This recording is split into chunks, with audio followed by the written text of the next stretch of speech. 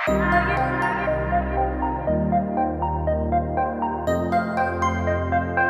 Friends, welcome back to the channel. എൻ്റെ പേര് ഗോകുൽ. അപ്പോൾ നമ്മൾ ഈ വീഡിയോയിൽ ചെയ്യാൻ പോകുന്ന റെഡ്മി നോട്ട് 10ൻ്റെ അൺബോക്സിങ് ആൻഡ് ഫസ്റ്റ് ഇംപ്രഷൻസ് ആണ്. ഇപ്പോൾ നമുക്ക് ഓൾറെഡി അറിയാം റെഡ്മി നോട്ട് 10ൻ്റെ ആ സ്റ്റാർട്ടിംഗ് പ്രൈസ് വരുന്നത് 12,000 റുപ്പീസിനാണ്. 4GB 64GB variant. പിന്നെ കുറച്ചുകൂടെ കഴിഞ്ഞ് 6GB 128GB വേരിയൻറ്റ് വരുമ്പോഴത്തേക്കും 14,000 റുപ്പീസാണ്. 13,999 എന്നുള്ള ആ ഒരു പ്രൈസാണ് ഇപ്പം അവൈലബിൾ ആയിട്ടുള്ളത്. അപ്പം ആ ഒരു വേരിയൻ്റാണ് ഞാനിപ്പം ഇവിടെ അൺബോക്സിങ്ങും ഫസ്റ്റ് ഇംപ്രഷൻസും പറയാൻ പോകുന്നത്. അപ്പോൾ എന്തായാലും നമുക്കിനി കൂടുതൽ താമസിക്കേണ്ട, നേരെ കാര്യത്തിലോട്ട് കിടക്കാം. Let's go. ഇതാണ് നമ്മളെ റെഡ്മി നോട്ട് 10. നമുക്ക് ഞാൻ സത്യം പറഞ്ഞാൽ വൈറ്റ് കളറാണ് എടുത്തേക്കുന്നത്, പക്ഷേ ഇതിനകത്ത് ആ ഡിസ്പ്ലേയിൽ കാണാൻ പറ്റുന്നത് പച്ച കളറാണ്.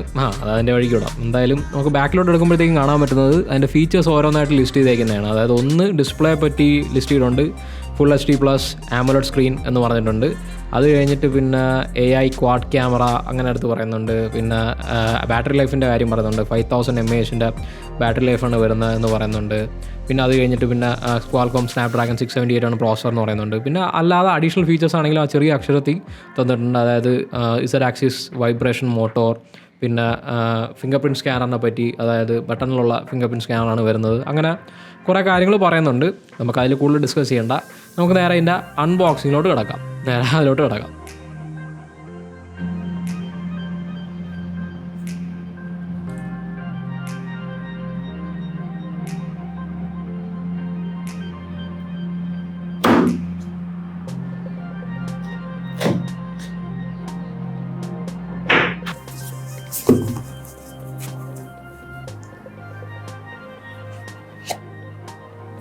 ഇതാണ് നമ്മുടെ ഫോൺ. ആ റെഡ്മി എന്നുള്ള ഒരു ലോഗോ തന്നെ ഫസ്റ്റ് കാണാം.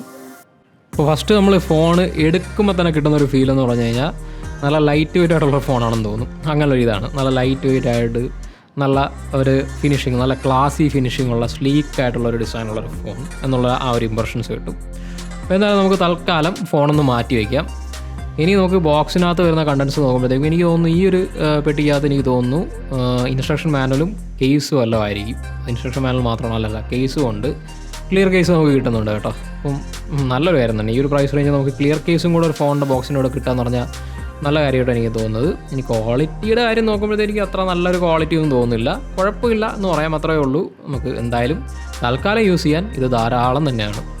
നമുക്കിനി കേബിളിൻ്റെ കാര്യം നോക്കുമ്പോഴത്തേക്കും നമുക്ക് Type A to Type C ആണെന്ന് തോന്നുന്നു എനിക്ക് വരുന്നത്. അതെ തന്നെ, Type A to Type C തന്നെയാണ് നമുക്ക് കേബിൾ വരുന്നത്. അപ്പോൾ അതാണെങ്കിലും വലിയ കുഴപ്പമില്ല. നമുക്ക് ഓൾറെഡി ഒരു Type C to Type C ഉണ്ടെങ്കിൽ ചെറുതായിട്ട് പ്രശ്നമാവും. പിന്നെ ഇതിനകത്ത് വരുന്ന ചാർജറാണെങ്കിലും Type A പോർട്ടുള്ള ഒരു ചാർജറാണ്. അത്യാവശ്യം ഹെഫ്റ്റി ആയിട്ടുള്ളൊരു ചാർജറാണ്. പക്ഷേ വലിയ കുഴപ്പമില്ല, വലിയ പ്രോബ്ലം ഇല്ല എന്നാണ് എനിക്ക് തോന്നുന്നത്. 33 വാട്ടിൻ്റെ ചാർജറാണ് വരുന്നത്. അപ്പോൾ നമുക്കിനി ഫോൺ തന്നെ നോക്കാം. അപ്പം ഫോൺ എന്തായാലും തൽക്കാലം ഞാൻ കൂടുതൽ ഇംപ്രഷൻസ് ഒന്നും പറയുന്നില്ല. ഇത് ഞാൻ കുറച്ച് നേരം ഒന്ന് യൂസ് ചെയ്ത് നോക്കട്ടെ, ഒരു കുറച്ച് ഹവേഴ്സ് ഒന്ന് യൂസ് ചെയ്ത് നോക്കിയിട്ട് എന്നിട്ട് എൻ്റെ ഇംപ്രഷൻസ് ഞാൻ നിങ്ങളോടൊന്ന് ഷെയർ ചെയ്യുന്നതായിരിക്കും. അപ്പോൾ ഞാൻ എന്തായാലും തൽക്കാലം ഫോണൊന്ന് ബൂട്ടപ്പ് ചെയ്ത് സെറ്റപ്പ് ചെയ്ത് വരട്ടെ. ഓക്കെ. അപ്പോൾ നമ്മളിവിടെ അൺബോക്സിങ് വീഡിയോ കഴിഞ്ഞു. ഇനി ജസ്റ്റ് ഞാൻ ഫസ്റ്റ് ഇംപ്രഷൻസ് നിങ്ങളുമായിട്ട് ഷെയർ ചെയ്യാം. അപ്പം ഒരു കുറച്ച് സെവറൽ അവേഴ്സ് മാത്രമാണ് ഈ ഫോൺ ഞാൻ യൂസ് ചെയ്ത് നോക്കിയത്. അപ്പോഴത്തേക്ക് അതിൻ്റെ ബേസിലാണ് ഞാൻ ഫുള്ള് പറയുന്നത്. ഫസ്റ്റ് നമ്മൾ എടുക്കുമ്പോൾ തന്നെ ആ ഒരു ഫീൽ വരുന്നതെന്ന് പറഞ്ഞാൽ വളരെ ലൈറ്റ് വെയിറ്റ് ആയിട്ടുള്ള ഫോണാണ്. അതായത് നമുക്ക് ആ ഒരു ഭയങ്കര വെയിറ്റ് കൂടിയൊരു ഫോൺ അല്ലെങ്കിൽ ഈ ഒരു പ്രൈസ് റേഞ്ച് വരുന്ന ആ ഒരു ബൾക്കിനെസ് ഒരിക്കലും തോന്നില്ല. വളരെ സ്ലീക്ക് ആൻഡ് സ്ലിം ഡിസൈനാണ്.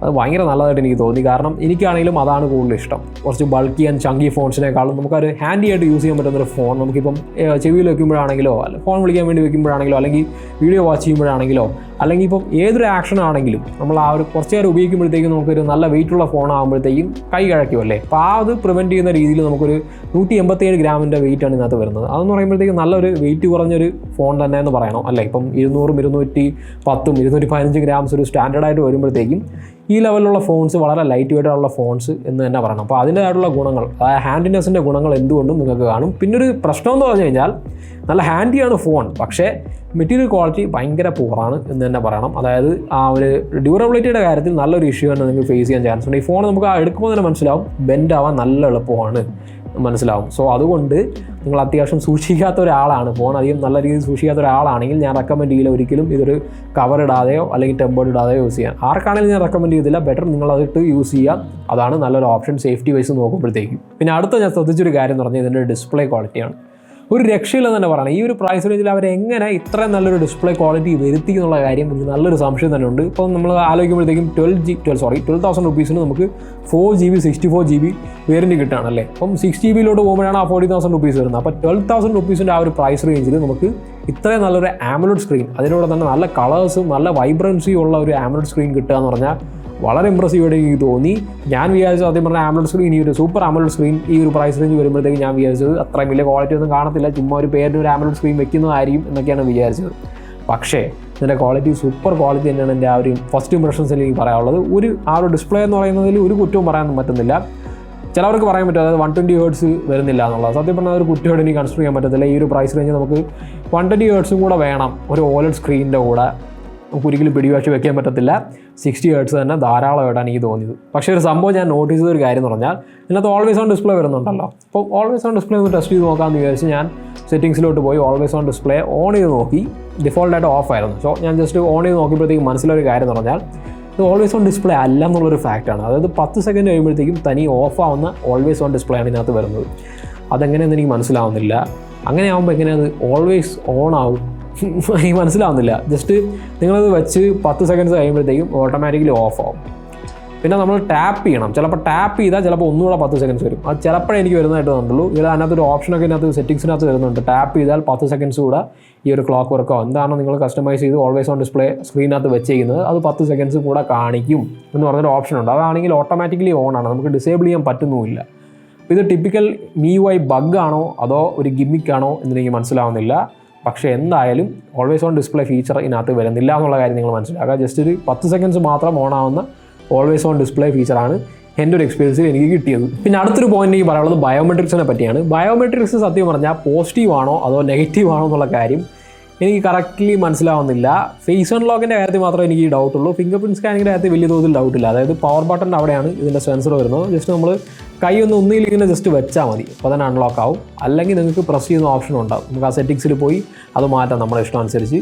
പക്ഷേ ഞാനൊരു നോട്ടീസ് ചെയ്തൊരു കാര്യം എന്ന് പറഞ്ഞു കഴിഞ്ഞാൽ ഫേസ് അൺലോക്ക് അതിൻ്റെ കാര്യത്തിൽ എത്രത്തോളം ഫാസ്റ്റാണ്, നല്ല ഫാസ്റ്റാണ് കേട്ടോ. പക്ഷേ എത്രത്തോളം സെക്യൂരിറ്റി ഉണ്ട് എന്നുള്ള കാര്യം നോക്കുമ്പോഴത്തേക്കും അതെനിക്ക് ഒരു ഡൗട്ടുണ്ട്. കാരണം വേറൊന്നുമല്ല, ക്യാമറ മാത്രമാണ് ഇതിനകത്ത് വരുന്നത്, പ്രത്യേകിച്ച് അഡീഷണൽ സെൻസേഴ്സ് ഒന്നും വരുന്നില്ല. ജസ്റ്റ് ഒരു ഫ്രണ്ട് ക്യാമറ ആണ് വരുന്നത് അല്ലേ. അപ്പം ആ ഒരു ക്യാമറ ആണെങ്കിൽ ഒന്ന് സൂപ്പർ ഹൈ റെസൊല്യൂഷനൊന്നുമല്ല, കുഴപ്പമില്ല എന്ന് പറയാം.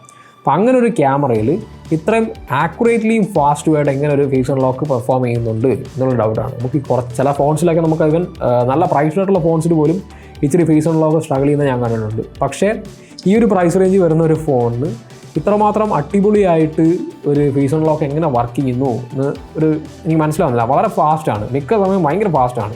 ഇപ്പം ഞാനിപ്പോൾ തന്നെ നിങ്ങൾക്ക് കാണിച്ചു തരാം. ജസ്റ്റ് ഒന്ന് അൺലോക്കായി കണ്ടല്ലേ, ഇത്രേ ഉള്ളൂ. അപ്പോൾ അതാണ്, അത്ര ഫാസ്റ്റാണ്. ഈ ഒരു എൻവിറോൺമെൻറ്റ്സിൽ കുഴപ്പമില്ല, നല്ല വെൽ ലിറ്റഡ് ആയിട്ടുള്ള എൻവിറോൺമെൻ്റ് ഉണ്ട്. പക്ഷേ ഈവൻ നൈറ്റ് ടൈമിൽ പോലും വളരെ ഫാസ്റ്റായിട്ട് അൺലോക്ക് ചെയ്യുന്നു, വലിയ ആ തോതിൽ ആ സ്ട്രഗിൾ കാണിക്കുന്നില്ല. അപ്പം അങ്ങനെ വന്നപ്പോഴത്തേക്കും എനിക്ക് എന്തോ ഒരു ഡൗട്ട് തോന്നി, അതായത് എത്രത്തോളം സെക്യൂർ ആണ് എന്നുള്ളത്. ഇപ്പം അതിന് ടെസ്റ്റ് ചെയ്യാനുള്ള ടൈമൊന്നും എനിക്ക് കിട്ടിയിട്ടില്ല. പക്ഷേ എൻ്റെ ഒരു റെക്കമെൻഡേഷൻ എന്ന് പറഞ്ഞാൽ നിങ്ങൾക്ക് കുറച്ചുകൂടെ സെക്യൂർ ഓപ്ഷനാണ് താല്പര്യമെങ്കിൽ നിങ്ങൾ ആ ഒരു ഫിംഗർ പ്രിൻറ്റ് സ്കാനർ യൂസ് ചെയ്യുക, അതാണ് ബെറ്റർ. ഫാസ്റ്റ് വേണം, നല്ല ഫാസ്റ്റ് വേണം, ഞാൻ കാണിച്ചു തന്നല്ലോ. അപ്പം ഫാസ്റ്റ്നെസ്സിൻ്റെ കാര്യത്തിലും ആ ഒരു നല്ല പെർഫോമൻസ് കാണിക്കുന്നുണ്ട്. എന്നാൽ സെക്യൂരിറ്റി ആണെങ്കിലും എൻ്റെ ഒരു വിശ്വാസം കുറച്ചുകൂടെ സെക്യൂർഡ് ആയിട്ടുള്ളത് ഫിംഗർ പ്രിൻറ്റ് സ്കാനിങ് ആയിരിക്കും. പിന്നെ അടുത്ത എനിക്ക് പറയാനുള്ളത് ഇതിൻ്റെ സ്പീക്കേഴ്സിനെ പറ്റിയാണ്. നമുക്കറിയാമല്ലോ സ്റ്റീരിയോ സ്പീക്കർ സെറ്റപ്പാണ് ഈ ഫോണിന് വരുന്നത്. ഇപ്പോൾ 12,000 റുപ്പീസിൻ്റെ ആ ഒരു ബേസ് വേരിന് സ്റ്റീരിയോ സ്പീക്കേഴ്സ് കിട്ടുക എന്ന് പറഞ്ഞാൽ വളരെ നല്ലൊരു പ്ലസ് പോയിൻ്റായിട്ടാണ് എനിക്ക് തോന്നിയത്. പക്ഷേ ഇതിൻ്റെ ക്വാളിറ്റി എത്രത്തോളം വരുന്നുണ്ട് ഇതിൻ്റെ കാര്യത്തിൽ എനിക്ക് നല്ല ഡൗട്ട് ഉണ്ടായിരുന്നു. നമുക്ക് സ്റ്റീരിയോ സ്പീക്കേഴ്സൊക്കെ തരുന്നത് കൊള്ളാം, പക്ഷേ ക്വാളിറ്റി നല്ലതാണോ അതോ ഇതും ഒരു ഗിമ്മിക്ക് പോലെയാണോ എന്നൊരു ഡൗട്ട് എനിക്ക് തോന്നി. അപ്പം ഞാൻ ജസ്റ്റ് കുറച്ച് മ്യൂസിക്സൊക്കെ ഇപ്പോൾ പ്ലേ ചെയ്ത് കാണിച്ചു തരാം. അപ്പോൾ നിങ്ങൾക്ക് ആ ഒരു സൗണ്ടിൻ്റെ ലെവൽസിനെ പറ്റി ഒരു ഐഡിയ കിട്ടും, അതായത് എത്രത്തോളം വോളിയം ഉണ്ട് എന്നുള്ളതൊക്കെ പറ്റി. പക്ഷേ കൂടുതൽ നമുക്ക് ആ ക്വാളിറ്റിയെ പറ്റിയൊന്നും നമുക്ക് ആ ഒരു ഐഡിയ വീഡിയോ വഴി ട്രാൻസ്ഫർ ചെയ്യുമ്പോഴത്തേക്കും നിങ്ങൾക്ക് അറിയാൻ പറ്റില്ല എന്നാണ് എനിക്ക് തോന്നുന്നത്. എന്നാലും എന്തായാലും ഞാൻ ഒന്ന് പ്ലേ ചെയ്ത് തരാം.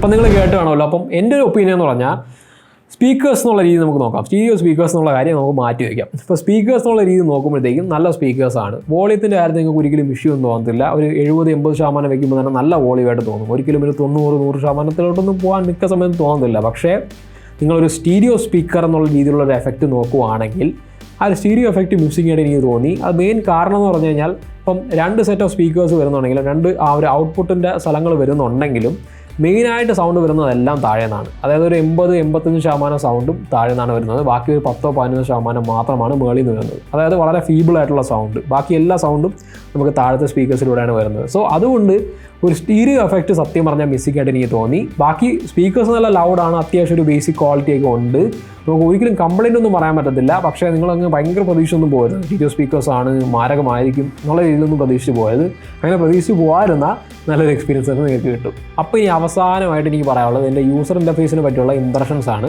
അപ്പോൾ നമുക്കറിയാമല്ലോ MIUI നല്ല ഹെവി ആയിട്ടുള്ള UI ആണ്. അതായത് ഇഷ്ടംപോലെ ആഡ്സും പ്ലോട്ട് വെയർസും പിന്നെ അതിൻ്റെ കൂടെ തന്നെ ആ ഒരു കസ്റ്റമൈസേഷൻ ഓപ്ഷൻസ് ആണെങ്കിൽ ഇഷ്ടംപോലെ ഉള്ളതുകൊണ്ട് സോ നല്ല ലോഡുള്ളൊരു UI ആണ്. ലോഡ് മീൻസ് ആ ഒരു പ്രോസറിലാണെങ്കിലും RAM ആണെങ്കിലും അത്യാവശ്യം നല്ലോണം യൂട്ടിലൈസ് ചെയ്യുന്നൊരു UI ആണ്. സോ എൻ്റെ ഒരു ഒപ്പീനിയൻ എന്ന് പറഞ്ഞാൽ നിങ്ങൾക്ക് അത്യാവശ്യം ഒരു ബഡ്ജറ്റ് കൺസ്ട്രെയിൻറ്റ് ഇല്ലെങ്കിൽ നിങ്ങൾ 6GB 128GB വേരിയൻ്റ് എടുക്കുന്നതായിരിക്കും നല്ലത് എന്നാണ് എൻ്റെ ഒരു ഒപ്പീനിയൻ. അതുണ്ടെങ്കിൽ എന്തുകൊണ്ടും നിങ്ങൾ 4GB വേരിയൻ്റ് എടുക്കുക. സത്യം പറഞ്ഞാൽ ഇൻ പ്രാക്ടിക്കൽ കുറേ സ്ഥലത്തും ഇതിൻ്റെ ആ ഒരു വ്യത്യാസം ശരിക്കും മനസ്സിലാവത്തില്ല. പക്ഷേ ഇൻ ലോങ് റൺ ചിലപ്പം ഹെൽപ്പ് ചെയ്യുന്ന ആ ഒരു 6GB 128GB വേരിയൻ്റ് ആയിരിക്കും. അതായത് അധികം ലാഗൊന്നും ഇല്ലാതെ അധികം ആ ഒരു പെർഫോമൻസിൻ്റെ കാര്യത്തിലാണെങ്കിൽ കുറച്ചുകൂടി അഡീഷണൽ ബൂസ്റ്റ് തരിക എന്നുള്ള രീതിയിലൊക്കെ കുറച്ചുകൂടെ ബെറ്റർ ആ ഒരു 6GB വേരിയൻ്റ് ആയിരിക്കും എന്നാണ് എൻ്റെ ഒരു ഒപ്പീനിയൻ. പക്ഷേ നിങ്ങൾ ആ ഒരു ബഡ്ജറ്റ് കൺസ്ട്രെയിൻ്റ് ഉള്ള ഒരാളാണെങ്കിൽ എന്തുകൊണ്ടും 12,000 റുപ്പീസിൻ്റെ ആ ഒരു 4GB 64GB എടുക്കുന്നത് ഒരു കുഴപ്പം ഉണ്ടാകാൻ പോകുന്നില്ല. എന്നാൽ എൻ്റെ ഒരു റെക്കമെൻഡേഷനാണ് ഞാൻ അതിലൂടെ പറഞ്ഞത്. എല്ലാവർക്കും വീഡിയോ ഇഷ്ടപ്പെടുന്ന വിചാരിക്കുന്നു. വീഡിയോയുടെ തീരുകയാണ്. സോ എന്തായാലും വീഡിയോ ഇഷ്ടപ്പെടുമെങ്കിൽ ലൈക്ക് ചെയ്യണം. അതുപോലെ തന്നെ ചാനൽ സബ്സ്ക്രൈബ് ചെയ്താൽ ആരെങ്കിലും ആണെങ്കിൽ ചാനൽ കൂടെ സബ്സ്ക്രൈബ് ചെയ്താൽ ഭയങ്കര സന്തോഷമായിരിക്കും. നിങ്ങളുടെ സപ്പോർട്ട് എപ്പോഴും വേണം. So bye friends, take care. Catch you guys in the next video.